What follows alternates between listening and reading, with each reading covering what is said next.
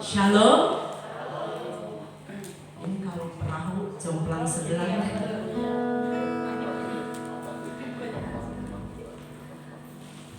Berkat sebelah kanan sebelah. Haleluya Yesus. Terima kasih Tuhan, Kau luar biasa. Sekali lagi shalom semuanya. Shalom semuanya. Hari ini bersuka cita. Hari ini senang. Hari ini bahagia. Hari ini luar biasa karena Yesus teramat-amat luar biasa. Beri kemuliaan buat Tuhan Yesus kita yang luar biasa. Kita mempersiapkan hati dan pikiran kita hari ini. Kita mau penuhi hadirat Tuhan dengan pujian, penyembahan, ucapan syukuran kita di hadapan Tuhan. Terima kasih Tuhan. Kami bersyukur Tuhan buat hari ini. Glory bagi Engkau Yesus. Glory bagi Engkau Yesus. Glory bagi Engkau Yesus. Allah yang maha tinggi, Allah yang maha besar, Allah yang maha mulia, Allah yang maha agung, Allah yang maha kekal, Allah yang maha suci, Allah yang maha kudus. Yang hari ini kita mau datang, kita mau memuji, menyembah, meninggikan Tuhan.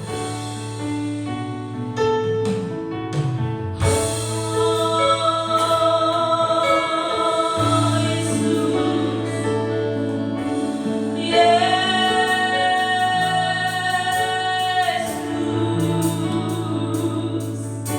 Haleluya, Haleluya, Haleluya.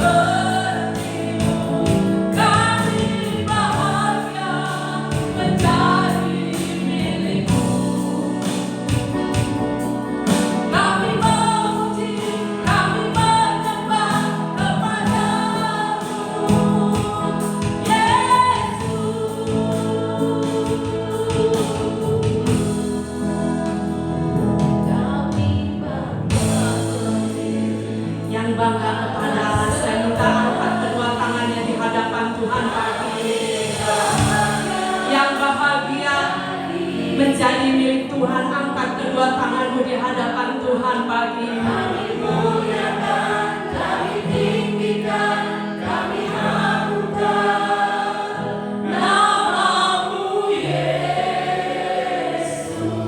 Kami bangga Tuhan. Kami bangga memiliki Allah seperti Amin Yesus. Kami bahagia menjadi milik-Mu Yesus. Kami memuji, kami menyembah kepada-Mu Yesus. Jemaat saja katakan kami bangga. Kami bangga memiliki Allah seperti Amin. Kami sungguh bangga memiliki Tuhan Yesus. Kami bahagia kami menjadi milik Engkau Yesus. Haleluya Yesus. Kami tinggikan Engkau Yesus. Ya Yesus, kami sungguh bangga Tuhan. Kami bangga memiliki Allah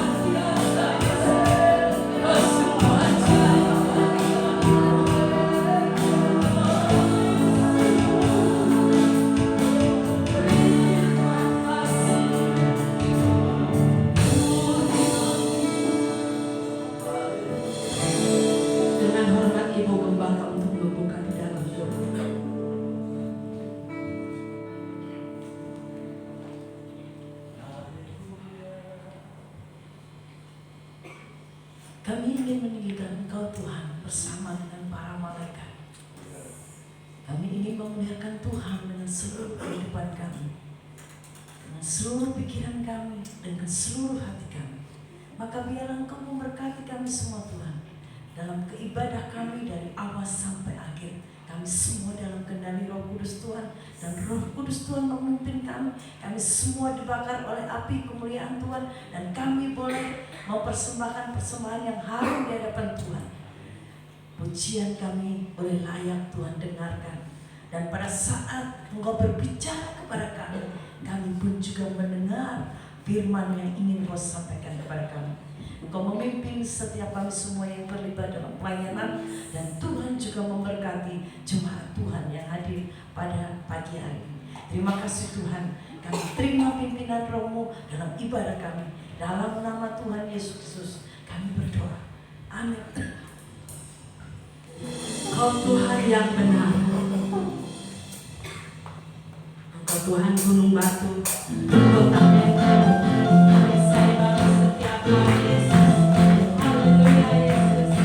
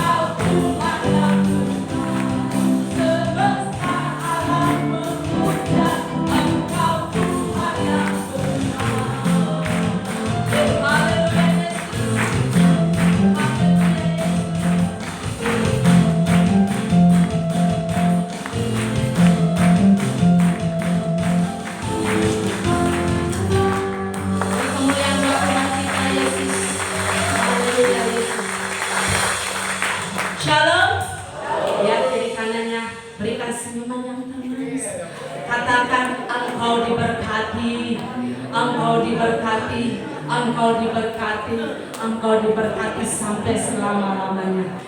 Aku diberkati. Kasih setia Tuhan tak pernah habis dalam setiap kehidupan kita. Amin.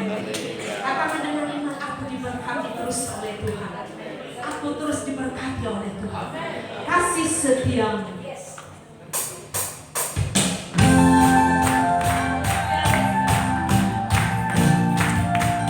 Kasih setiamu selalu nyata bagi kami, Yesus. Kami bersyukur Engkau sungguh luar biasa, Yesus.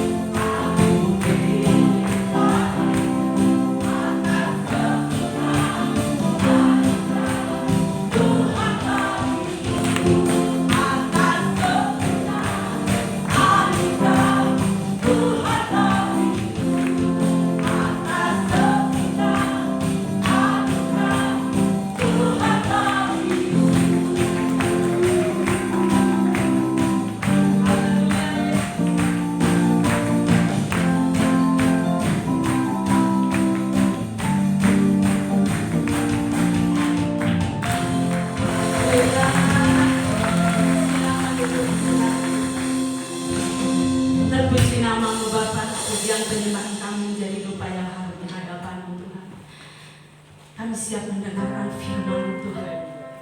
Kami siap mendengar firman-Mu Tuhan. Kami siap mendengar firman-Mu Tuhan. Firman-Mu pelita bagi kaki, firman-Mu terang bagi jalan. Kami senang atas firman-Mu. Kami bersukacita atas firman-Mu. Kami bergembira atas firman-Mu. Kami bahagia atas firman-Mu. Berfirmanlah, kami sambut firman-Mu Tuhan dengan penuh ucapan syukur. Terima kasih Yesus. Terima kasih Yesus.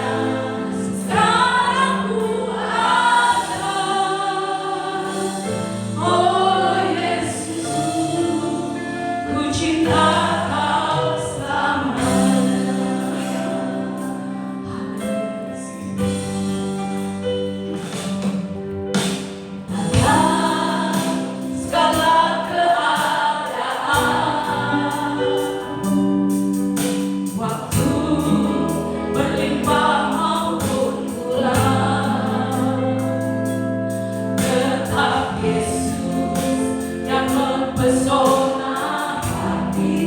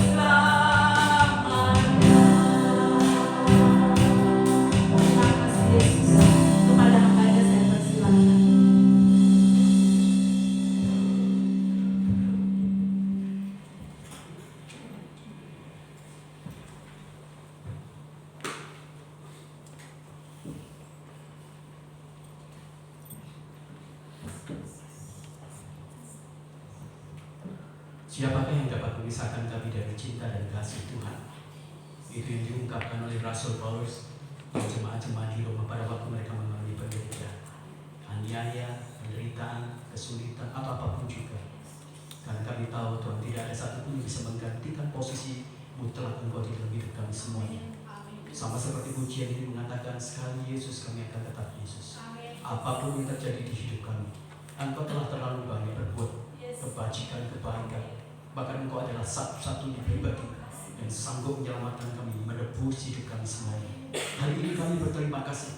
Kami diingatkan lagi tentang kekuatan pengorbanan Tuhan, cinta kasih Tuhan yang paling dalam dalam hidup kami, yang tidak dapat ditandingi oleh manusia manapun juga. Kepadamu lah kami menggantungkan iman, kepadamu lah kami menggantungkan pemeliharaan, kepadamu lah kami menggantungkan seluruh totalitas kehidupan kami. Karena Engkau adalah Allah yang setia dan setiap janji-Mu tidak pernah berpaling dalam hidup kami. Sekalipun mungkin kami jahat, sekalipun mungkin kami terus babak belur, karena kami sering jatuh di dalam ketidaksempurnaan, tapi Engkau terus memegang tangan kami, Engkau menggendong kami, Engkau tidak pernah membiarkan kami jauh dari Engkau. Terima kasih, kami berterima kasih. Kami ingin hidup kami terus ada di tangan Tuhan, supaya kami bisa menikmati kebaikan-kebaikan Tuhan dalam hidup kami. Terpujilah nama Engkau selama-lamanya, dan kami siap mendengarkan kebenaran firman-Mu. Dalam nama Tuhan Yesus Kristus kami berdoa. Haleluya. Amin. Ya, salam Bapak Ibu yang kekasih dalam Tuhan. Hari ini Bugem masih belum sempurna suaranya, jadi kalau dia bicara agak lama jadi tidak cukup kuat. Hari ini saya ingin bicara tentang hidupku di tangan Tuhan. Mari kita akan membuka di dalam Mazmur pasal yang ke-73. Mazmur pasal yang ke-73, ayat yang ke-25 sampai ayat yang ke-26. Bapak Ibu sudah mendapatkan ayat ini? Mazmur pasal yang ke-73, ayat yang ke-25 sampai ayat yang ke-26. Ini menjadi satu hal yang sangat indah bagi saya secara pribadi. Saya akan membacakan buat Bapak Ibu semuanya. Siapa gerangan ada padaku di surga selain Engkau? Selain Engkau tidak ada yang kuingini di bumi. Sekalipun dagingku dan hatiku habis minyak, gunung batuku dan bagianku tetaplah Allah selama-lamanya. Amin. Berbahagialah kita yang membaca kebenaran firman Tuhan, menyimpanlah Tuhan, karena kebenaran firman Tuhan itu akan menjadi kekuatan bagi kita semuanya. Tuhan adalah bagian mutlak dan kebutuhan kita yang tidak dapat digantikan apapun juga. Tuhan itu bersifat primer dalam hidup kita semuanya. Tuhan bukan kebutuhan les, Tuhan juga bukan kebutuhan sekunder di dalam hidup kita semuanya. Tuhan adalah kebutuhan primer di dalam hidup kita semuanya, yang tidak dapat digantikan oleh apapun juga. Kalau kita bicara tentang sebuah kebutuhan dalam hidup kita semuanya, maka mungkin kita akan bertemu dengan kebutuhan primer, kebutuhan sekunder, dan kebutuhan lux. Kalau Tuhan itu tidak dapat digantikan oleh apapun juga. Seluruh rangkaian hidup kita semuanya berkaitan dengan kehidupan nyata itu bisa digantikan. Biasanya kita memiliki kebutuhan primer yang disebut dengan kebutuhan pokok, misalnya makanan, misalnya nasi. Tapi kalau tidak ada nasi, itu masih bisa dapat digantikan. Kita bisa makan roti, kita bisa makan ketela, kita bisa makan ubi, kita bisa makan uwi, kita bisa makan apapun juga. Semua yang kelihatannya pokok dalam hidup kita semuanya masih bisa digantikan. Tapi kalau kita bicara tentang Tuhan, maka Tuhan tidak dapat digantikan oleh apapun juga. Tuhan tidak dapat disebut sebagai kebutuhan substitution, karena memang Tuhan itu mutlak diperlukan oleh manusia. Kalau kita membaca dalam Mazmur dalam 73 ayat yang ke-25, ayat yang ke-26 ini, Asaf, salah satu pelayan Tuhan dalam bidang musik, dia yang menaikkan pujian, memimpin dari pujian yang hebat yang luar biasa, pemazmur luar biasa. Dia mengatakan satu kesimpulan yang paling penting setelah kita membaca nanti di bagian kedua sampai kemudian ayat-ayat sebelumnya, bagaimana dia memandang dengan cara yang buruk. Tetapi akhirnya dalam konsep teologis, dalam konsep iman, dalam konsep pemikiran Asaf, dia mendapatkan satu inti dari segala sesuatu. Apa yang kau ingini di surga, apa yang kau ingini di bumi ini, hanya Tuhan saja. Asaf akhirnya menyadari bahwa kebutuhan mutlak dari seluruh rangkaian manusia itu adalah tentang Tuhan dan tentang Tuhan. Semua yang bukan tentang Tuhan itu hanya mengosongkan hidup kita, menghabiskan hidup kita semuanya, mensia-siakan hidup kita semuanya, dan tidak memberikan inti dari kepuasan kehidupan ini. Dan Asaf akhirnya dia memahami satu hal yang penting, bahwa Tuhan satu pribadi yang tidak dapat digantikan oleh apapun juga. Memiliki Tuhan artinya memiliki segala-galanya. Tidak memiliki Tuhan artinya tidak memiliki segala-galanya. Bapak Ibu yang kekasih dalam Tuhan, hidup itu sebenarnya sangat sederhana. dan murah harganya.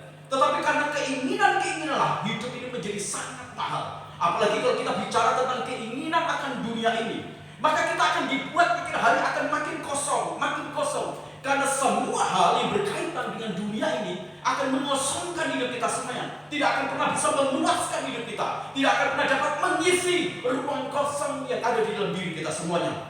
Karena memang ruang kosong di dalam hidup kita semuanya itu hanya berbentuk Tuhan dan berwujud Tuhan dan dapat diisi hanya tentang Tuhan saja. Waktu kita menyadari itu, maka kita akan memahami Tuhan, Engkau adalah pribadi yang sangat penting. Tuhan, ruang hidupku hanya dapat diisi penuh, dapat diisi dengan sesuatu yang memberikan kesejahteraan dalam kebahagiaan, kedamaian, dan apapun juga ketika Engkau mengisi ruang kosong dalam hidupku ini. Bapak Ibu yang terkasih di dalam Tuhan, hidup yang tidak di tangan Tuhan, hidup yang tidak memiliki Tuhan, hidup yang tidak diisi oleh Tuhan, itu sebenarnya adalah hidup yang menempatkan diri kita pada satu bencana, pada satu malapetaka yang sangat berbahaya. Saya melihat cerita atau narasi dari kehidupan pergumulan dari seorang yang namanya Asaf ini. Itu adalah kita banget, itu adalah kita sekali. Seringkali kita bergumul, kita mempertanyakan banyak hal tentang ketidakadilan mungkin, tentang bagaimana apresiasi penghargaan Tuhan atas hal-hal yang kita perjuangkan, mencintai Tuhan, mengasihi Tuhan, hidup dalam kebenarannya Tuhan, tetapi kemudian tidak berbanding lurus dengan hasil yang mungkin kita dapat, yang kita raih. Tapi hari ini saya ingin mengatakan satu kebenaran. Saya ingin kita juga sampai pada satu titik pertobatan iman, pertobatan rohani, pertobatan konsep pikir, pola hati, perasaan kita semuanya, hingga kita berkata seperti yang dikatakan oleh Asaf. Semua hal ini akhirnya terkunci, termeterai dalam satu kebenaran. Tidak ada yang kuingini di bumi, tidak ada yang kuingini di surga. Semuanya hanya Engkau saja Tuhan. Satu hal yang kuingini hanyalah Engkau. Ini menjadi titik penting. Apalah artinya surga jika Tuhan tidak ada di sana? Apalah artinya semua hal yang mungkin kita miliki, tapi kalau Tuhan tidak ada dalam hidup kita semuanya? Maka Asaf kemudian mengakhiri dalam sebuah kesimpulan praktis, sebuah kesimpulan empiris, sebuah kesimpulan teologis, juga sebuah kesimpulan biofios, bahwa Tuhan saja tempat satu-satunya yang menjadi kebutuhan mutlak dalam hidup kita semuanya. Dan Bapak Ibu yang terkasih dalam Tuhan, akhirnya kita juga bisa melihat di ayat yang ke-23 ini, yang berkata, tetapi aku tetap dekat denganmu, Engkau yang membangun tanganku. Dalam bahasanya katakan, Tuhan, aku ada di tanganmu. Itu menjadi sesuatu implikasi dari pergulatan kehidupan dia, dari pertanyaan-pertanyaan tentang sebuah yang ketidaklulusan, kesenambungan antara sesuatu yang benar dengan realitas kehidupannya. Tapi akhirnya Asaf mengalami satu pertobatan religi, emosional, dan pertobatan pemikiran dan empiris yang dalam yang luar biasa. Dan kesimpulan yang kemudian dia pegang adalah kehidupan kita, kehidupan orang percaya itu harus diletakkan pada tangan Tuhan. Itu menjadi satu hal yang mutlak harus diperjuangkan. Mengapa Asaf kemudian membawa kita semuanya untuk memahami bahwa kehidupan orang Kristen itu harus diletakkan di tangan Tuhan, bukan diletakkan atas dunia ini, bukan tentang Tuhan. Mari kita akan belajar bersama-sama dari Asaf, bagaimana dia kemudian akan menolong kita semuanya. Apa yang terjadi jikalau orang Kristen itu menempatkan hidupnya itu berada di tangan Tuhan dan tidak berada di tangan dunia ini? Apa yang dia akan lakukan? Apa yang dia akan alami? Apa yang kemudian berdampak luar biasa dalam kehidupan dia? Mari Bapak Ibu yang kekasih dalam Tuhan, kita akan belajar di dalam Mazmur pasal yang ke-73 ini. Kita tidak akan lari jauh dari situ.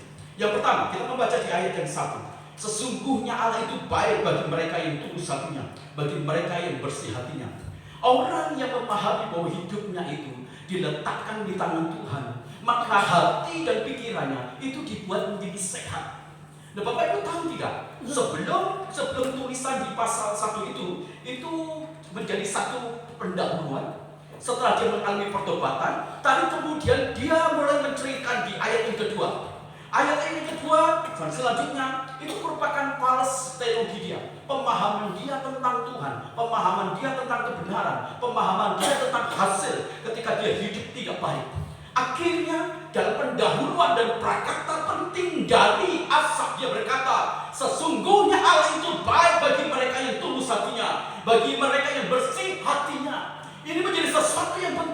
Sementara orang mereka berpikir, apa gunanya hidup kudus? Apa artinya hidup baik? Apa artinya menjaga kelakuan yang bersih? Kalau kehidupan kita tidak baik, kalau ekonomi kita tidak baik, kalau kondisi-kondisi fisik kita mungkin tidak sehat, apa gunanya? Dan konsep ini kemudian membuat pikiran kita, pandangan kita kepada Tuhan, pandangan kita kepada pembaharuan pikiran, pembaharuan perilaku menjadi tidak sehat.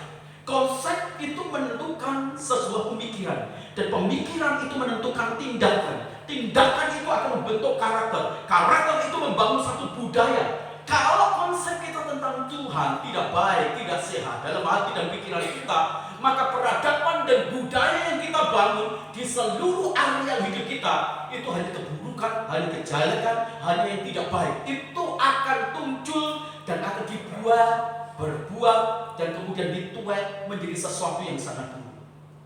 Ada satu aliran pada masa-masa sebelum konsel Indonesia dan konsel John itu muncul. Itu perkembangan dari sebuah aliran namanya Marcion. Aliran Marcion itu berkata demikian: Allah dalam perjanjian lama dengan Allah perjanjian baru itu sangat berbeda. Allah perjanjian lama itu adalah Allah yang kejam, pembunuh, suka perang. Tapi Allah perjanjian baru itu adalah Allah yang baik. Tapi Marcion tidak pernah memahami dengan konsep teologi yang benar. Mengapa rangkaian dalam perjanjian lama dengan rangkaian perjanjian baru sepertinya ada kontradiksi? Dia tidak pernah memahami tentang kronologis sejarah keselamatan dari Allah. Kenapa Marcion dia mengungkapkan Allah itu jahat? Sama seperti kemudian yang diungkapkan dalam konsep teologi asal. Pada waktu sebelum dia mengalami pertobatan dan setelah kemudian dia melihat itu, dia memberikan prakata pendahuluan. Allah itu baik bagi yang tulus hatinya, bersih. Dia itu sangat perhatian kepada dia. Bagaimana itu bisa merusak alam pikirannya? Konsep hati dan pikiran yang tidak sehat itu membuat cara pandang kita terhadap Tuhan itu buruk. Paulus pada waktu di penjara, karena dia memahami tentang Tuhan yang baik, dia berkata dalam tulisan-tulisan di penjara, dikatakan, karena aku tahu siapa Allah yang aku sembah, karena aku tahu siapa Allah yang aku percaya. Sekalipun dia di ruangan penjara bawah tanah sendirian, ditinggalkan teman-teman, bahkan sebentar lagi dia akan dieksekusi mati. Tapi kalau kita membaca di Filipi, kita tidak mendapatkan sebuah narasi atau cerita, pemikiran, empiris, perasaan, kata-kata yang keluar. Tuhan engkau jahat, Tuhan engkau tidak baik, Tuhan engkau tidak melindungi aku, Tuhan engkau tidak menjagai. Sekalipun memang Allah sepertinya tidak membela dia dan membiarkan dia justru dieksekusi, tapi di konsep teologi yang baik, konsep hati yang baik, itu akan memandang masalah itu bukan yang buruk itu, bukan sebagai bentuk bahwa Allah itu jahat, bukan. Tapi dia melihat satu realitas. Sebuah konsep teologi yang baik itu menolong kita semuanya, membawa hati kita itu jernih, pikiran kita juga jernih, sehingga kita tidak terkontaminasi dengan sesuatu yang jahat. Kita tidak terkontaminasi dengan sesuatu yang negatif. Kita tidak terkontaminasi dengan sesuatu yang buruk. Asap ini Bapak Ibu, dia adalah bagian dari pelayan Tuhan. Dia melayani Tuhan di bait Allah, pemazmur dan pemain musik dan pemimpin pujian juga, di bagian ruangan khusus juga. Tapi pada waktu konsep teologinya jahat, konsep pemikirannya jahat, konsep pemilihannya fals, maka dia melihat itu dengan cara yang buruk. Dia melihat penderitaan dengan cara yang buruk. Dia melihat segala sesuatu yang buruk. Tahu tidak? Jika dalam sebuah pelayanan yang kita bangun, dan kemudian ketika kita melihat segala sesuatu sesuai tidak sesuai dengan harapan kita, tidak sesuai dengan keinginan kita, dan kita kemudian melihat Allah itu dengan cara yang buruk, kita melihat kehidupan kita dengan cara yang buruk, kita melihat gambar diri kita dengan cara yang buruk, kita juga melihat realitas itu dengan cara yang buruk, maka sejatinya kita sedang salah mengenal tentang Allah. Kita sedang salah tentang iman kita. Kita sedang salah dengan arah tujuan hidup kita. Kita sedang salah dengan motivasi hidup kita. Kita juga salah dengan filosofi dan keimanan yang kita bangun di dalam kekristenan kita. Saya senang dengan Asaf, bagaimana dia mengalami perubahan dan pertobatan. Sampai di pasal 73 ayat 1, prakata pendahuluannya itu begitu sangat tegas sekali. Sesungguhnya Allah itu baik bagi mereka yang tulus hatinya, bagi mereka yang bersih hatinya. Orang itu kalau menempatkan hidupnya di tangan Tuhan, maka hatinya dijaga bersih, maka pikirannya dijaga bersih. Jadi kalau hati dan pikiran kita itu bersih, yang terlontar keluar input dari hidup, input dari pikiran, input dari perkataan, input dari pelayanan, itu akan selalu best of the best. Itu akan selalu berkualitas. Itu selalu akan memiliki nilai kesucian, kekudusan, kemuliaan, kemahaagungan, keluhuran, ketinggian yang hebat, yang luar biasa. Ini yang harusnya memandu hidup kita semuanya. Waktu kita meletakkan hidup kita di tangan Tuhan, waktu kita meletakkan hidup kita berada di dalam bimbingan tuntunan Tuhan, Tuhan membersihkan hati kita, Tuhan membersihkan pikiran kita. Tidak ada satupun yang bisa membuat pikiran kita fals kepada Tuhan. Tidak ada satupun yang bisa membuat kita mencurigai Tuhan. Tidak ada satupun yang bisa membuat kita kemudian tidak percaya kepada Tuhan. Tidak ada satupun yang bisa membuat kita merosot di dalam keyakinan kita kepada Tuhan. Tidak ada satupun yang bisa membuat kita goyah dari iman kita semuanya. Tidak ada satupun juga yang akan bisa menggoncangkan apapun juga yang menjadi pegangan kita dengan Yesus Kristus Tuhan Allah kita semuanya. Sebab orang yang hidupnya di tangan Tuhan, orang itu dijaga hati dan pikirannya. Pengiringan kepada Tuhan yang tulus dan pikiran-pikiran yang tulus itu akan membawa kita makin hari makin mendekat sama Tuhan. Tapi jika kita melayani Tuhan, tapi alam pikiran kita, kemudian perasaan dan motivasi kita lebih kepada dunia, maka apa yang kita lakukan di dalam pelayanan pun itu tidak akan bertahan lama. Cara pandang kita, dominasi arah kita semuanya akan pergi ke alam dunia yang menjadi bagian yang lebih kuat, lebih mencengkram kita semuanya. Itu sebabnya waktu kita menjadi seperti asap, waktu asap melayani Tuhan, dia melihat begini, saya melayani Tuhan, kenapa hidup saya tidak baik, saya tidak kaya, saya tidak sehat, saya kok tidak seperti mereka gemuk.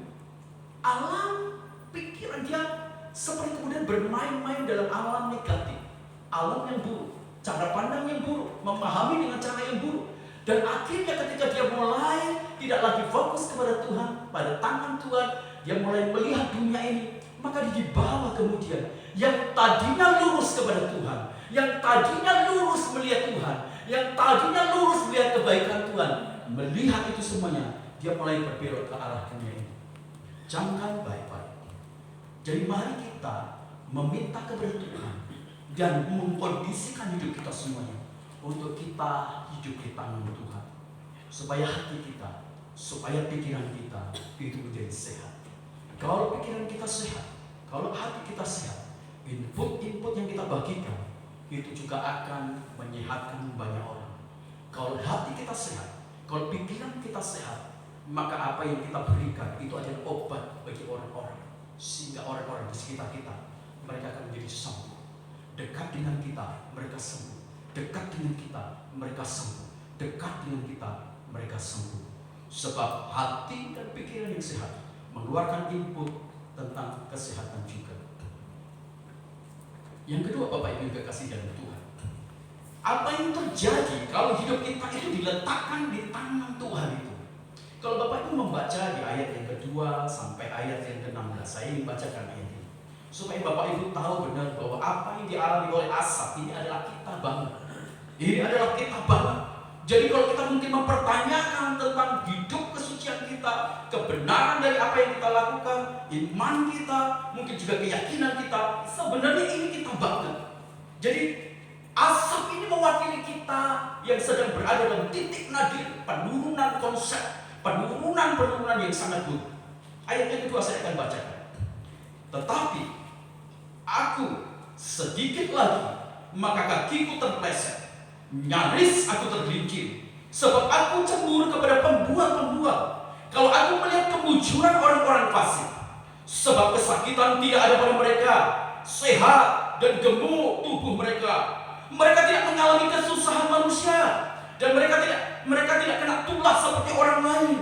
Sebab itu mereka berkalungkan kecongkakan dan berpakaian kekerasan. Karena kegemukan kesalahan mereka menyolok, hati mereka meluap-luap dengan sangkaan. Mereka menyindir dan mengata-ngatai dengan jahatnya. Hal pemerasan dibicarakan mereka dengan tinggi hati. Mereka membuka mulut melawan langit, dan lidah mereka membual di bumi. Sebab itu orang-orang berbalik kepada mereka, mendapatkan mereka seperti air yang berlimpah-limpah. Dan mereka berkata, bagaimana Allah tahu hal itu? Adakah pengetahuan yang maha tinggi? Sesungguhnya itulah orang-orang fasik. Mereka menambah harta benda dan senang selama-lamanya. Kemudian apa yang dikatakan dalam penilaian diri Asaf, sia-sialah aku mempertahankan hati yang bersih dan membasuh tanganku tanda tak bersalah. Namun sepanjang hari aku kena tulah dan kena hukum setiap pagi. Seandainya kata aku berkata, aku mau berkata-kata seperti ini, maka sesungguhnya aku telah berkhianat kepada angkatan anak-anak ini. 16 katakan, tetapi ketika aku bermaksud untuk mengetahuinya, hal itu menjadi kesulitan bagiku. Orang kalau hidup di tangan Tuhan, maka yang kedua, orang itu akan dijauhkan dari rasa kecewa aku. Bapak ini kasih dalam Tuhan, bukankah apa yang dipresentasikan dari perkataan, pernyataan dari Asaf itu adalah bagian yang kita lontarkan tiap hari. Bagaimana kita mengeluh, bagaimana kita mempertanyakan tentang kebaikan Tuhan, dan kemudian kita mulai memberikan nilai dalam hidup kita semuanya tentang kepercumaan kita mengasihi Tuhan, tentang kepercumaan kita hidup kudus, tentang kepercumaan kita mengasihi Tuhan, berbakti kepada Tuhan, melayani. Gak ada gunanya semua itu. Karena semua itu sepertinya tidak punya efek, dampak rohani, dampak fisik, dampak ekonomi, dan dampak kebajikan dan kebaikan dalam banyak aspek. Itu yang mungkin kita rasakan bagi kita. Kenapa saya melayani Tuhan tetap meskin? Mengapa saya melayani Tuhan sakit? Mengapa pelayanan Tuhan saya tidak disembuhkan? Mengapa melayani Tuhan sepertinya saya mengalami begitu banyak masalah bertubi-tubi? Padahal sebenarnya semua proses pendekatan kepada Tuhan itu menjadi proses untuk membawa kita semuanya menikmati kemerdekaan, menikmati kualitas yang bagus. Bukankah ini rangkaian dari sebuah kekecewaan yang dilontarkan oleh seorang yang namanya Asaf? Waktu dia berkata, Tuhan, jadi percuma ya Tuhan, aku melayani Engkau. Asaf kemudian kecewa karena nasibnya dilihat secara buruk dibandingkan orang-orang yang tidak tahu Tuhan, yang tidak takut sama Tuhan, yang menyakiti Tuhan, yang hidupnya tidak kudus. Kecewa itu adalah orang-orang yang biasanya fokus kepada masalah dan bukan pada solusi. Fokusnya itu tentang apa yang tidak aku punya. Bahkan apa yang dia punya pun dia tidak lihat sebagai sesuatu yang berkaitan dengan ucapan syukur. Orang yang kecewa itu, orang itu menyalahkan Tuhan, menyalahkan keadaan, menyalahkan dirinya, bahkan juga menyalahkan orang-orang yang tadi yang dia sebut sebagai orang-orang hebat. Orang yang kecewa itu, dia kehilangan kemampuan untuk memperbaiki diri, karena dia hanya terus-menerus menghabisi potensi yang ada dalam diri dia. Orang kecewa itu menunjukkan betapa miskinnya iman dia. Orang kecewa itu menunjukkan betapa miskinnya rohani dia. Orang kecewa itu menunjukkan betapa miskinnya damai sejahtera dalam diri dia.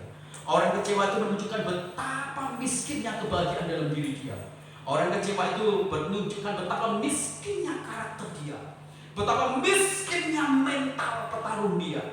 Orang kecewa itu menunjukkan betapa sangat miskin dia dalam banyak hal. Itu yang dialami oleh Asaf. Dan kecewaan menghabisi kepercayaan diri dari Asaf. Kekecewaan kemudian juga menghilangkan rasa cinta Asaf, baik itu kepada Tuhan, baik itu kepada dunia pelayanan yang dia takut, baik itu kemudian kepada dirinya sendiri. Dia saja sudah susah untuk mengasihi, bagaimana dia bisa mengasihi orang lain? Dan kekecewaan juga menghabisi etos kerja yang tinggi, semangat yang menggelora, dan kekecewaan membuat akhirnya daya potensi dari Asaf makin hari makin. Maka kalau kita hidup di tangan Tuhan, kita dijauhkan dari kekecewaan. Saya tahu Tuhan, saya mungkin sakit, tapi satu hal Tuhan, saya tahu sakit saya bisa mendatangkan kemuliaan. Sakit saya menjadi kesempatan untuk saya melayani. Ada seorang perempuan yang memiliki seorang kekasih. Mereka berencana menikah. Tiba-tiba saja kemudian dia melihat kenapa beberapa hari-hari ini pandangan matanya seperti kabur. Kemudian dia pergi ke rumah sakit. Dia periksa kepada dokter. Dokter bilang ini matamu itu berada dalam posisi bahaya. Mungkin 1 hari atau 2 hari kamu akan buta dan kamu tidak akan bisa melihat. Ini permanen, tidak bisa diobati, bisa dioperasi. Kalaupun kemudian ada orang yang menggantikan kornea, nggak bisa. Karena ini bukan sekedar bagian-bagian, tapi hampir seluruh lapisan saraf. Dan kamu harus ngomong sama orang-orang dekatmu supaya dia bisa nolong kamu. Maka pergilah perempuan ini, dia menjumpai calon kekasih yang akan menikahi dia. Waktu dia berkata, kekasihku, aku mengatakan sesuatu yang sangat penting. Aku tadi baru pergi ke dokter mata, dan dokter mengatakan 2 hari mungkin aku sudah tidak bisa lihat lagi. Itu adalah kebutaan permanen. Dan kemudian kekasihnya itu dia berkata, kalau kamu buta, maka aku tidak bisa menikah dengan orang yang buta. Jadi aku minta maaf kalau aku akan meninggalkan kamu. Dan memang dia ditinggalkan. Tapi perempuan ini adalah perempuan yang memang mencintai Tuhan luar biasa. Pada detik-detik kemudian, 2 hari kemudian dia mengalami kebutaan. Dia sudah mempersiapkan diri apa yang dia kerjakan. Dia mulai belajar huruf Braille. Dia mulai meraba-raba dan beli Alkitab Braille. Dan akhirnya dia bertumbuh justru di tengah-tengah kebutaan dia, kesunyian dia. Dia mengenal Allah terus di kebutaan dalam kesendirian. Beberapa orang-orang kemudian mendengar kisah dia, mereka datang ke tempat dia. Mereka ingin menguatkan, mereka ingin meneguhkan, mereka ingin menghibur. Tetapi begitu mereka keluar dari kamar perempuan ini, mereka berkata, bukan aku yang melayani, bukan aku yang menghibur, bukan aku yang memberikan kekuatan, tapi dia yang melayani aku yang buta itu, yang meneguhkanku, yang membangun imanku, yang membawa aku mengenal siapa Tuhan. Jadi kalau orang memahami tentang sebuah kehidupan di atas tangan Tuhan, maka dalam hal buruk pun, maka hal yang mengecewakan, itu menjadi kesempatan untuk dia bisa menceritakan tentang Tuhan, memuliakan Tuhan, melihat pekerjaan-pekerjaan ajaib dari Tuhan. Itulah yang akan terjadi bagi orang-orang yang tahu hidupnya itu di tangan Tuhan. Hal yang paling tidak menyenangkan dan buruk, dan itu mungkin sepertinya menenggelamkan dan menggelapkan sepanjang sejarah kehidupan dia, tapi dia tetap melihat itu sebagai sebuah kesempatan memuliakan Tuhan. Maka awaslah kalau kita percaya kecewa, karena kecewa itu menjadi sumber akar negatif thinking dalam hidup kita semuanya. Sudut pandang terhadap segala sesuatu menjadi buruk. View-nya itu bukan menjadi view yang bagus, gelap kelam, dan itu menjadi view yang betul-betul sangat buruk. Dan kemudian kita cenderung menghakimi, cenderung kemudian menyalahkan, dan kemudian tensi amarah kita makin hari makin tinggi. Dan akhirnya kita bukan hanya meninggalkan apa yang kita yakini, kita meninggalkan Tuhan. Bahkan ujung-ujungnya kita bisa menjadi pembunuh karena tidak kuatnya. Awaslah dengan kecewa, sebab susah untuk kita bersyukur. Susah untuk kita bisa melihat kebaikan Tuhan yang sudah diberikan dari hari ke hari, kebaikannya. Susah untuk kita bisa melihat potensi dalam diri kita yang betul-betul hebat. Susah untuk melihat bahwa diri kita itu begitu hebat, begitu unggul, begitu unik, begitu sangat spesial di hadapan Tuhan. Susah untuk orang kecewa itu melihat diri kita yang betul punya potensi, punya sesuatu yang hebat di dalam diri kita. Susah bagi orang kecewa itu melihat diri kita. Dia hanya melihat dirinya itu terlalu rendah dan orang lain itu begitu hebat, begitu tinggi. Susah bagi kita semuanya kalau kita udah kecewa. Kita mulai membuang banyak kesempatan-kesempatan. Karena orang kecewa biasanya mereka tidak lagi mau bergerak, tidak boleh berkontribusi, tidak lagi mulai aktif menggerakkan semuanya. Kesempatan yang begitu agung, kesempatan yang disediakan oleh Tuhan, habis, jalan sudah lewat. Dan akhirnya dia kehilangan kepercayaan dari banyak orang dan menutup ruang kemajuan dalam hidupnya. Yohanes Pembaptis dalam Matius pasal yang ke-11 ayat yang ke-6, waktu dia dalam penjara, dia melihat Yesus melakukan mujizat banyak. Dia menunggu waktu Yesus akan juga mengunjungi dan mungkin juga akan melakukan mujizat dengan supranaturalnya. Mungkin dia datang kepada Yohanes Pembaptis dan datang berkata, tenang Yohanes Pembaptis. Dan kemudian dia mengerahkan tenaga supranaturalnya, goncanglah penjara, kemudian tumbang itu semuanya, sehingga Yohanes Pembaptis itu mungkin bisa keluar. Tapi Yohanes Pembaptis tidak melihat itu. Yesus ternyata menjauh, dia justru melayani di tempat-tempat yang jauh. Yohanes Pembaptis kemudian menjadi kecewa, dan dia mengirimkan salah satu murid mereka, kata, pergilah ke Yesus. tanya kepada dia, apakah kamu Mesias? Apakah kamu yang memang akan menyelamatkan manusia? Dan Yesus bilang kepada utusannya, bilang, apa yang kamu lihat dalam pelayan, apa yang kau lihat dalam semua tindakan. Dari situ kemudian Yohanes Pembaptis katakan, oh ya. Tapi Alkitab kemudian di Matius pasal yang ke-11 ayat yang ditutup begini, berbahagialah orang yang tidak kecewa dan menolak. Karena ternyata orang yang kecewa punya kecenderungan untuk menolak sesuatu yang baik, bahkan menolak Tuhan.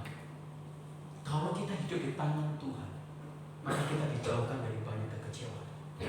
Saya bilang sama beberapa orang, termasuk teman-teman pendeta, banyak hal yang membuat saya bisa kecewa. Banyak hal yang bisa membuat saya mungkin, tapi saya tidak mau memilih menjadi kecewa. Saya melihat segala sesuatu yang tidak sesuai dengan harapan, dan segala sesuatu yang tidak sesuai dengan keyakinan saya. Saya ubah cara pandangnya. Saya ubah cara pandangnya dan cara tahu Tuhan. Dan akhirnya di segala sesuatu yang tidak sesuai ini, saya ternyata juga melihat Tuhan yang menjaga saya, melindungi saya. Waktu Asap mulai melihat itu semua dengan cara pandang diri dia, dan pada waktu dia mulai naik, apa yang terjadi? Mulai dia melihat, oh Tuhan, ternyata walaupun aku mungkin tidak kaya, mungkin aku tidak cukup memiliki banyak hal, tapi ternyata aku jauh lebih baik dari orang-orang itu semua. Jadi orang yang betul-betul bergantung, menempatkan diri di tangan Tuhan, orang itu dijauhkan dari kecewa. Saya bilang, dari seluruh survei, pekerjaan pertama yang paling memberikan sebuah tensi, resistensi, kekecewaan, termasuk hal yang buruk, stres, depresi, tekanan paling tinggi, adalah pekerjaan seorang pendeta atau gembala. Dan saya melihat juga banyak teman-teman dan rekan-rekan gembala, mereka stres, depresi, tidak sedikit juga yang bilang. Jadi saya bilang sama istri saya, jangan pernah membiarkan kekecewaan menguasai hidup kita, dan jangan berikan ruang untuk dia kemudian masuk dalam hal apapun juga. Percaya bahwa pekerjaan yang Tuhan berikan, pelayanan yang Tuhan berikan itu bukan milik kita, miliknya Tuhan. Jadi kalau saya sudah melihat segala sesuatunya seperti sudah tidak sesuai dengan harapan, maka kalau saya sudah tidur, saya buka jendela, saya bilang, Tuhan, itu umatmu, itu pekerjaan, aku hanya pelayan, aku hanya bisa melakukan apa yang Kau berikan. Kalau selebihnya begitu, itu bagian Kau. Saya tidak membiarkan kekecewaan masuk di ruang pikiran saya. Saya tidak membiarkan ruang kekecewaan masuk di hidup saya, karena akan ada sesuatu yang buruk.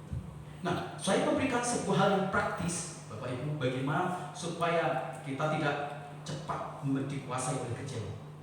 Yang pertama, Bapak, jangan banyak bercerita di dunia medsos tentang kekecewaan kita, karena orang tidak akan peduli dengan Anda, dan bahkan mungkin dia akan menjadi orang yang pertama menghabisi cerita-cerita kekecewaan Anda. Begitu kita punya masalah, kita langsung medsos, kita keluaran, kemudian di Facebook, kita keluarin itu semuanya. Itu justru akan menjadi sebuah ladang kesuburan, kekecewaan kita makin berkembang. Yang kedua, jangan bergosip tentang sumber kekecewaan kita. Jangan ajak orang untuk bergosip, bercerita tentang sumber kekecewaan kita. Jangan. Dan yang ketiga, saran praktis saya, jangan mengukur diri kita berdasarkan kesuksesan orang lain. Jangan lupa itu semua. Itu yang kedua, Bapak Ibu. Dan yang terakhir, apa yang terjadi jika orang Kristen itu meletakkan hidupnya di tangan Tuhan? Di ayat yang kedua tiga adalah, tetapi aku tetap dekat denganmu, engkau yang memegang tanganku. Maka yang ketiga, kalau orang itu meletakkan hidupnya di tangan Tuhan, ya sudah pasti bahwa hidup dia itu benar-benar dipegang oleh tangan Tuhan. Bapak Ibu yang kekasih dalam Tuhan, orang yang kelihatannya makmur, tetapi posisinya dia sedang berada dalam bahaya. Kalau kita menggambarkan ini, asap ini semuanya. Dan sebentar lagi dia tergelincir dan tamat dan habis cerita dia. Dan dia jatuhnya itu jauh lebih parah dibandingkan kita yang mungkin sedang mengalami masalah. Asap mulai melihat dari sudut pandang Tuhan. Dia tidak lagi melihat dari sudut pandang dirinya. Ya, dia sudah tidak lagi melihat dengan cara negatif. Dia melihat hidup itu dengan cara yang benar, dengan cara yang kudus, dengan cara yang baik, luar biasa. Jika hidup ada di tangan Tuhan, maka perjalanan kita walaupun dalam proses yang berat, tapi endingnya itu adalah sesuatu yang baik, damai sejahtera, bahagia, dan masa depan yang cerah itu menjadi bagian milik kita.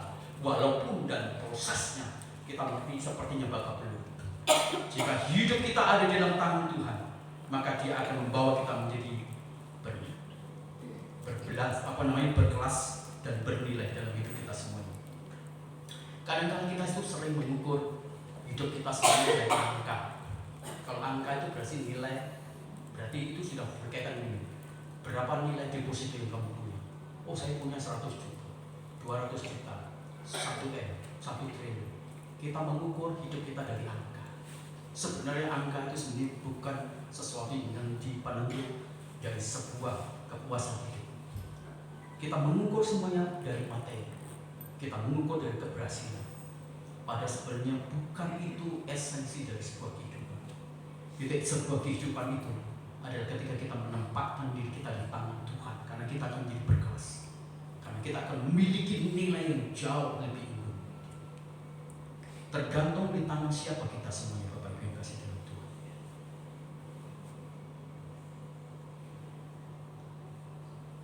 Oke, slide selanjutnya. Bergantung di tangan siapa kita semua. Bola basket di tangan kita mungkin hanya punya nilai 100 ribu.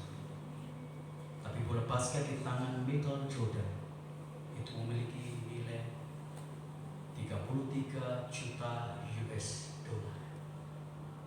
Kalau bola itu di tangan yang tepat, bola basket di tangan tepat, nilainya menjadi fantastis, berkelas, dan tinggi luar biasa.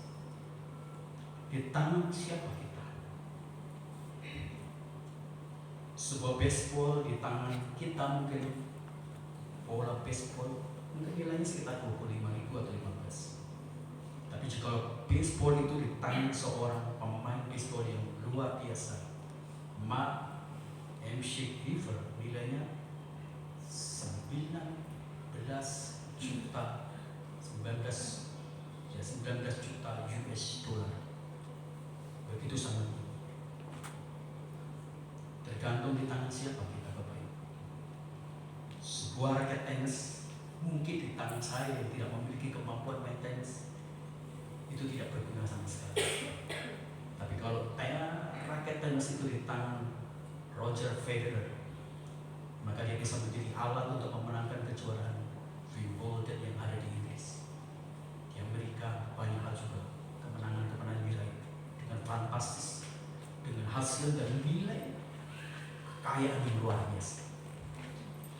Tergantung di tangan siapa kita.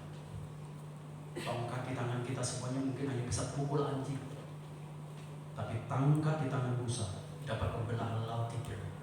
Sebuah pekerjaan yang kaya, besar, yang dahsyat, luar biasa. Tergantung di tangan siapa kita. Ketapel di tangan saya hanya sebuah mainan atau menjadi alat untuk mencuri mangga pada waktu saya kecil.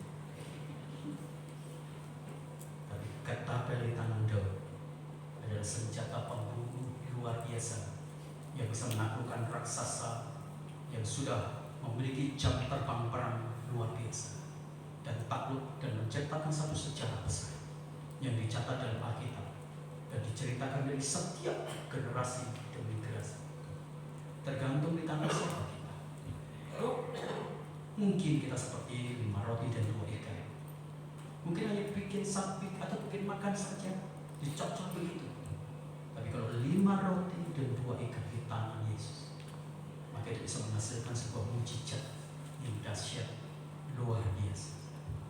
Di tangan siapa kita? Paku di tangan saya hanya mungkin bisa membuat sebuah bangku yang mungkin masih reak-reak begitu. Beda dengan obrak, kalau bikin bangku mungkin kuat. Paku hanya bisa dipakai mungkin buat kandang burung yang tidak cukup bagus bagi saya. Tapi kalau paku itu di tangan Kristus, itu menjadi sumber keselamatan bagi kita semua. Di tangan siapa kita?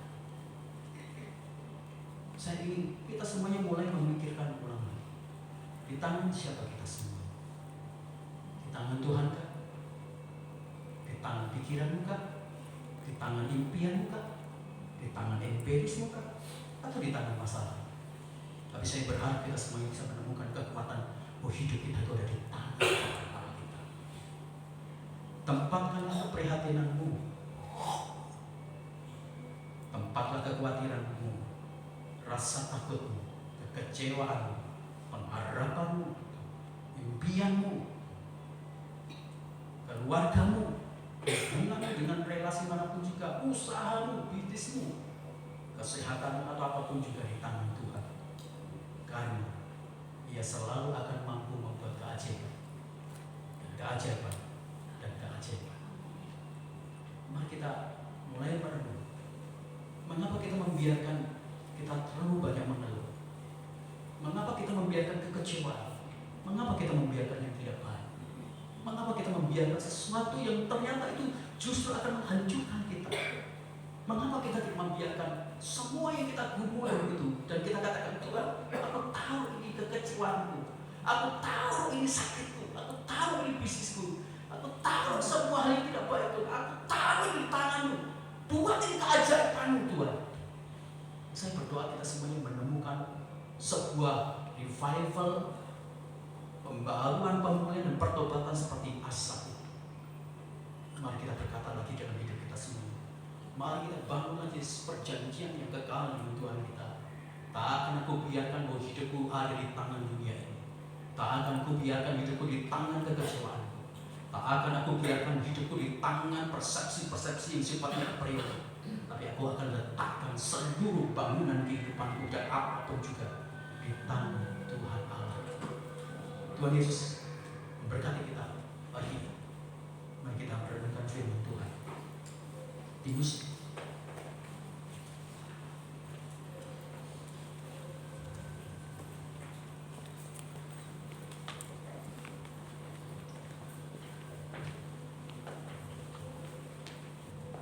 di sini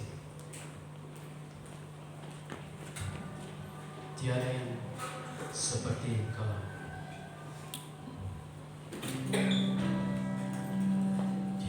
Tiada seperti Engkau, begitu mengasihimu.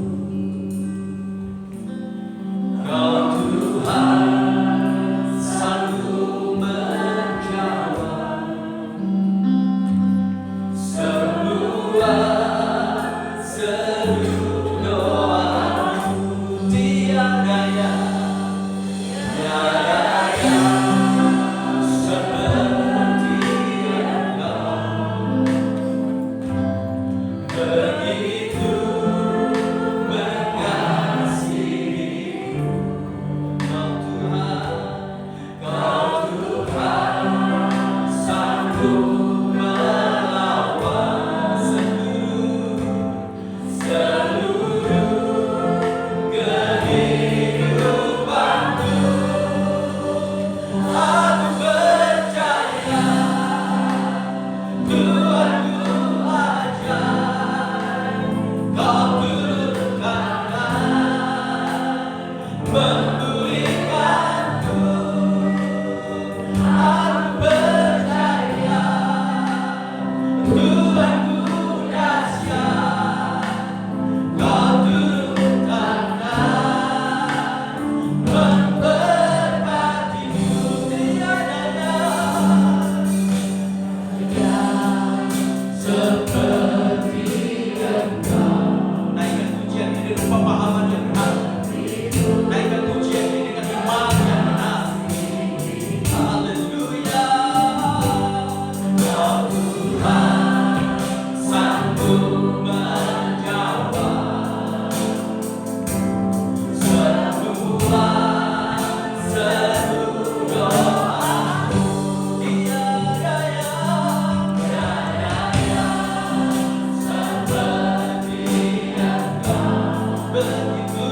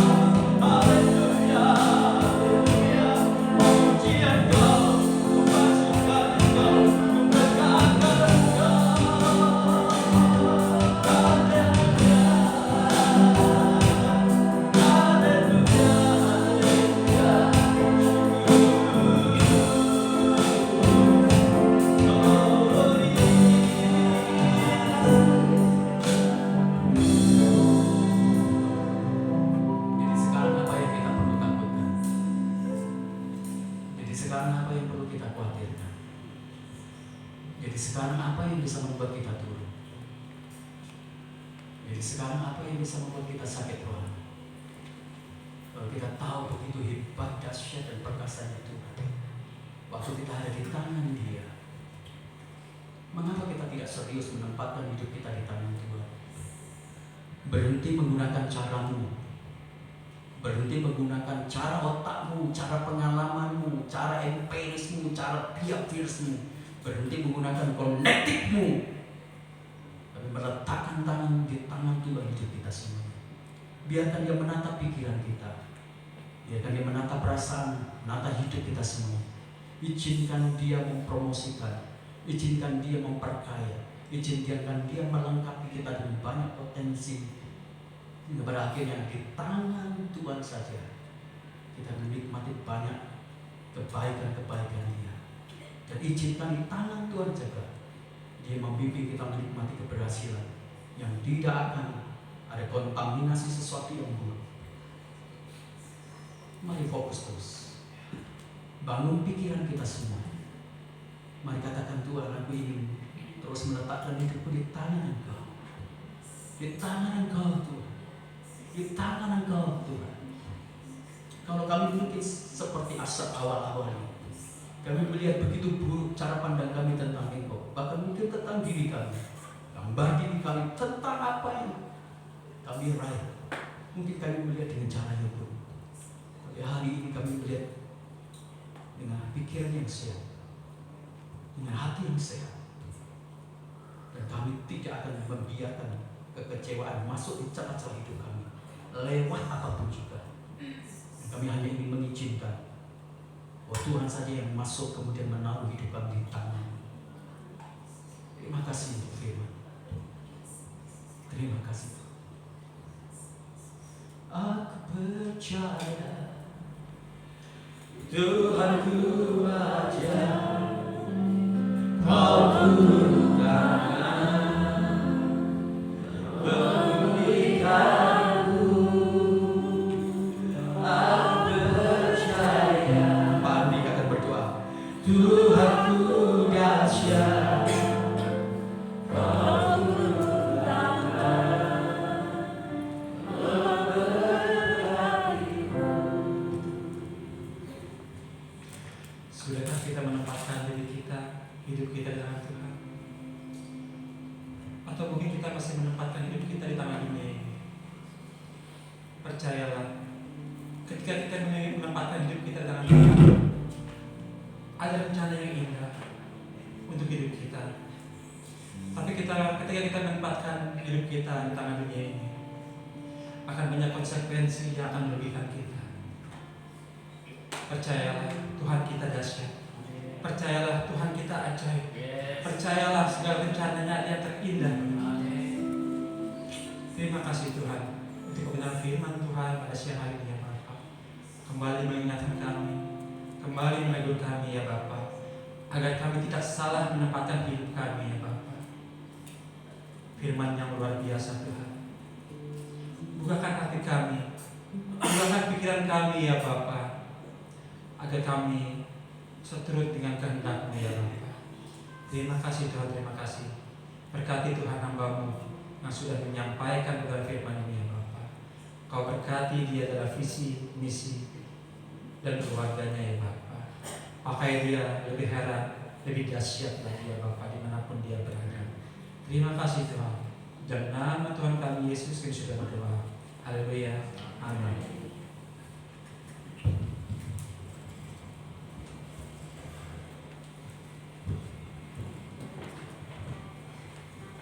Bapak Gembala boleh berdiri di depan, jemaat silakan berdiri. Kita akan bersama-sama mengucapkan terima kasih.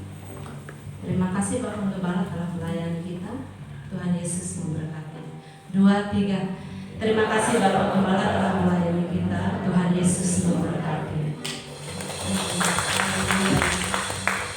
Dan kita akan memberikan persembahan yang bertugas. Saya persilahkan.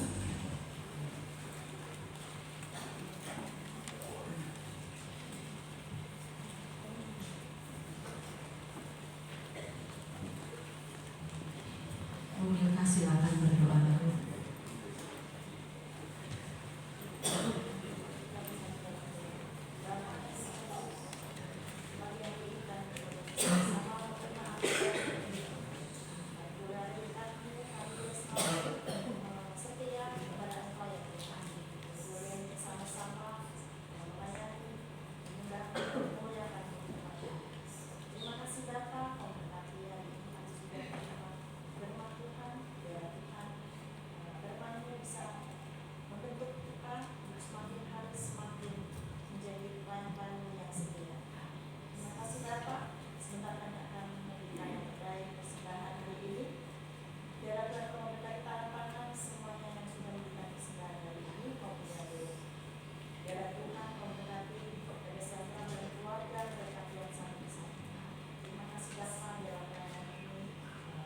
sebaik ini, memperluas kerajaan surga, memperluas pelayanan di tempat ini. Terima kasih Bapa, dalam nama Yesus, haleluya. Amin.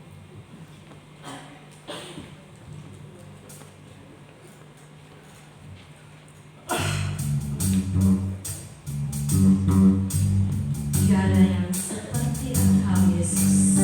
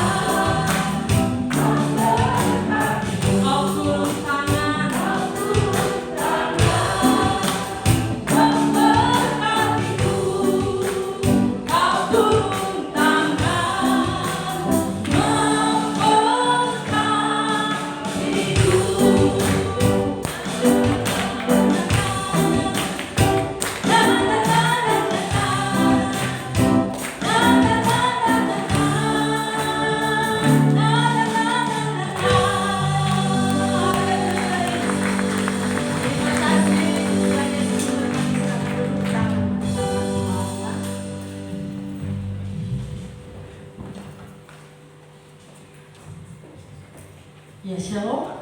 Selamat pagi Bapak Ibu yang dikasihi Tuhan. Suara saya masih belum normal ya. Saya berharap suara saya secepatnya normal.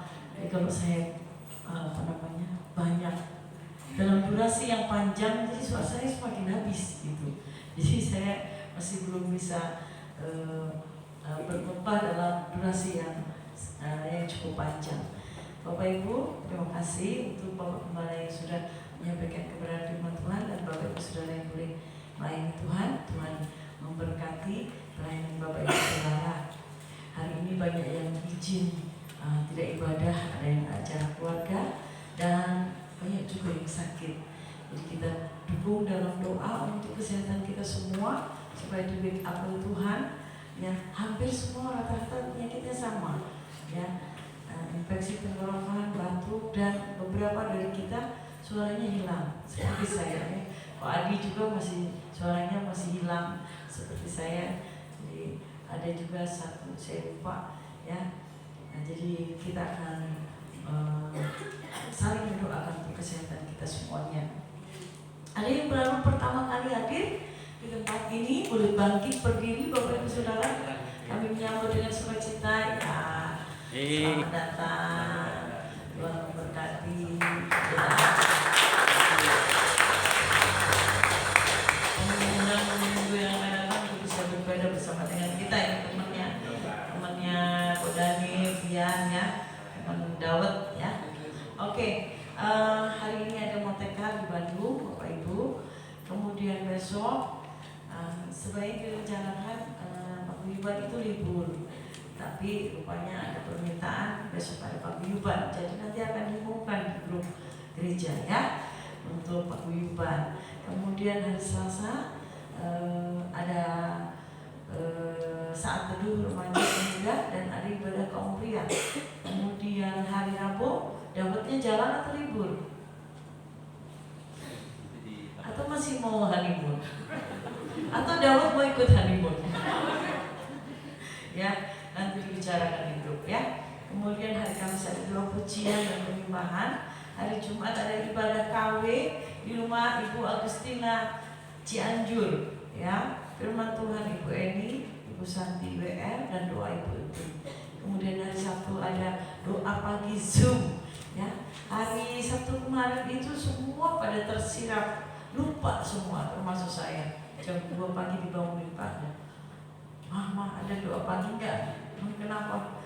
Kok linknya begitu? Oh iya saya lupa ya.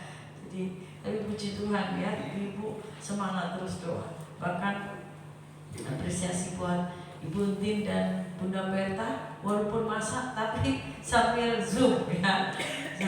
Sambil masak tapi sambil Zoom, itu luar biasa. Kemudian ada ibadah youth kembali, dan juga ada latihan musik untuk ibadah.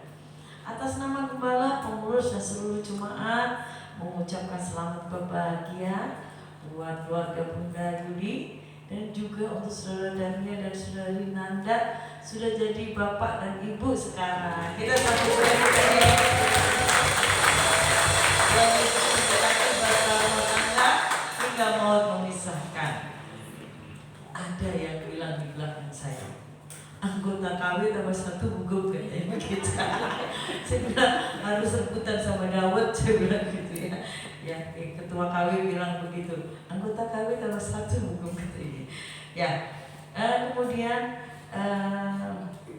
di bulan ini kita akan membentuk panitia Natal. Nanti kita cari agenda yang pas ya, waktu yang pas untuk panitia Natal. Kemudian minggu depan kita akan dilayani oleh GBI Eklesia Jakarta. Ini mungkin tim pemerhati bisa menyiapkan minuman dan snack untuk mereka kalau mereka membutuhkan belum sarapan ya. Kemudian minggu depannya, di minggu terakhir itu adalah Harnas Pemuda ya. Kemudian tanggal 28 Bapak Ibu sebenarnya ada sebuah seminar yang bagus untuk kaum pria, youth, kaum wanita, lansia, sekolah minggu. Tapi itu bentrok sama kegiatan sekolah minggu. jadi saya sayang banget sebenarnya ini bagus, tapi kok bentrok gitu ya. Ya nanti apakah memungkinkan kita mengirimkan wakil atau bagaimana, nanti kita akan bicarakan. Nah, jadi camp anak-anak untuk sekolah minggu semuanya, ya semuanya diharapkan ikut, semuanya diharapkan partisipasi dan mendaftar, ya anak-anak semua sekolah minggu, ya kan. Tapi bagi mungkin bapak ibu yang punya tetangga, punya keluarga di luar gereja kita, punya teman di luar gereja kita yang mau ikut, silakan ajak ya dengan partisipasi 10.000. Namun kita batasi dari TK sampai SD supaya ruang yang dipersiapkan oleh tim sekolah minggu itu pas ya. Tapi untuk anak-anak sekolah minggu kita semuanya boleh ikut ya, semuanya boleh ikut. Bapak ibu yang punya anak-anak ya, biar rame ya, biar rame. Supaya anak-anak juga menikmati sukacita. Nah dari bapak ibu saudara yang mau berpartisipasi, silakan masih dibuka kesempatan untuk bisa menghubungi saya atau guru sekolah minggu supaya mereka bisa dibicarakan dengan baik. Batas pendaftaran tanggal 20 ya. Oke. Dan terima kasih buat jemaat yang setia memberikan persembahan kasih untuk anak sekolah minggu. Tuhan Yesus memberkati. Bapak Ibu yang dikasihi oleh Tuhan, selamat ulang tahun buat Bapak Ibu saudara yang ulang tahun di bulan September. Kalau ada yang terlewat, tolong hubungi saya ya. Jadi supaya, saya itu ulang tahun loh, tapi saya nggak diumumin. Nah saya bukan Tuhan yang maha tahu ya Bapak Ibu. Apalagi kalau Bapak Ibu orang baru gitu ya. Jemaat-jemaat lama itu ada di dalam catatan saya. Ini kalau jemaat baru, saya mohon maaf ya. Jadi saya juga bukan Tuhan yang maha tahu. Jadi selamat ulang tahun untuk ulang tahun pernikahan Bapak Ibu Dharma. Ya, keluarga Bapak Ibu Dharma ini banyak yang sakit, banyak yang di rumah sakit. Bapak Ibu belum doa. Ya walaupun kemarin Pak Dharma ada di pernikahan Daniel ya. Kemudian Ananda Nara, kemudian Ibu Anggi Sianturi. Ya, selamat ulang tahun Pak Hasan. Ya, makan-makannya kapan? Kemudian Oma Esra, tanggal 6 juga. Bapak Andi Yung ya. Ya, hari ini nggak ada. Padahal saya mau tembak traktir kita ya. Hari ini nggak ada, tapi istrinya ada di sekolah minggu. Sedang sakit. Kemudian Ibu Vivera Marheni Sitorus. Ya, ada kesempatan besok makan. Ibu Eni, selamat ulang tahun besok. Ibu Surya Sifati, ya. Kemudian Ibu Ayu Yulianti Bumil, tanggal 15. Kemudian Saudara Ferry Yohanes tanggal 16 dan Reva Sidik tanggal 27. Kemudian Bapak Ibu yang dikasihi oleh Tuhan, hari ini ada undangan makan. Nah itu untuk semua ada undangan makan di, saya nggak tahu namanya, tapi di kedai soto di bekas Bakmi Andri, di bekas toko Pancoran ya, itu punya Ibu Lucy. Jadi semuanya jemaat bisa makan di sana setelah ibadah. Silahkan bilang saja dari gereja. Anak-anak sekolah minggu, anak-anaknya juga boleh diajak ya. Semua